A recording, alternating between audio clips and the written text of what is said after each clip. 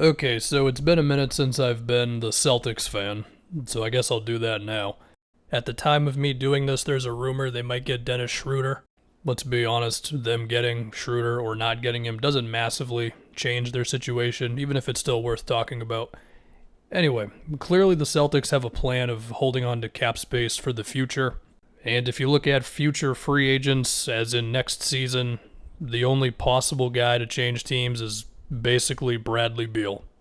And even then, Beal loves the Wizards to the point where, at this point, I don't think anybody would be surprised if he chose to extend with them. So, that's pretty dicey, if you ask me, to go all in on that. Maybe they've got a wink-wink deal already. I don't know. As far as the frustration from this offseason as a Celtics fan, I mean, I get it. Like, they didn't have cap space, so it's not like they could sign anybody who was that great. Could they have organized a sign and trade for somebody?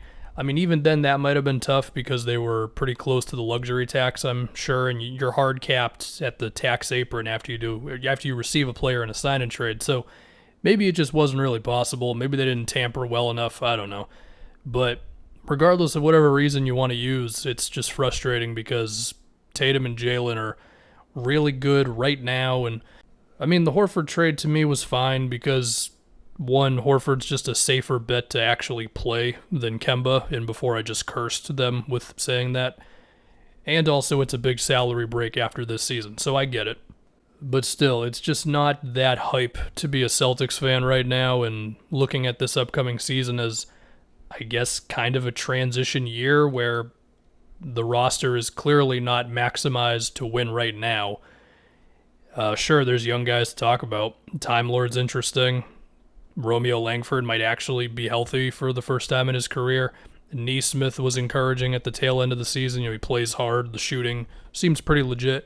Peyton Pritchard, who is pretty fundamental and can make threes and hit some three-point bomb from the logo in Summer League. He's also like 6'1", so I don't know what his ceiling is defensively, really.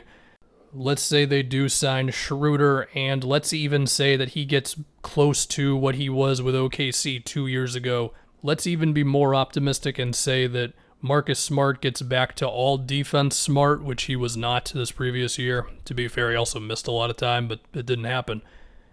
You put all that together, they're definitely still not better than the Bucks or the Nets.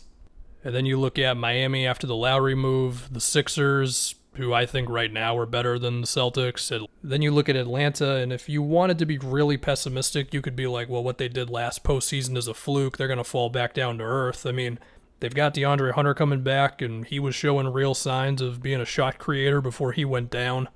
And I also don't think they're going to fall off. So, I mean, I've already named 5 teams. What am I excited for this upcoming season? Ime Udoka. I want to see if he can inject some more energy and get this team back to the defensive-minded, passing the ball around team that they've been for the past whatever years. So that's that. I mean, what is my prediction? I don't know, 6th seed? Maybe, like, if other teams get the injury bug and maybe if just, I don't know, Tatum becomes an MVP candidate or something, then maybe things can go really well. But I'm just not super hyped. I mean, of course, I'm going to watch every game. I'm going to talk about them on Twitter, and I'm going to have random moments of being a Celtics fan throughout the season. But the expectations are just much lower than they've been the past few years. Now, with all that said, they do have the ammo to make moves. They've got picks, expiring contracts, and young players. Whether it turns into some guy who can help them out right now, I don't know. We'll have to see who ends up becoming available between now and the deadline of next season, I guess. As far as what they could use, besides the obvious of just, like, good players, I mean, they pretty much need the new versions of Kemba Walker and Gordon Hayward. The point guard who the defense is actually going to care about and can initiate some offense themselves so Tatum and Jalen don't have to do everything. And then the wing who is just a strong all-around player who can fit into the switching, versatile defense and help those guys out with his passing as well. And it's tough to get those types of guys. And unless they're going to pull off a move that I don't see coming in 2 weeks, I think the closest thing they can get to that type of thing is signing Schroeder to a cheap contract, 1 year.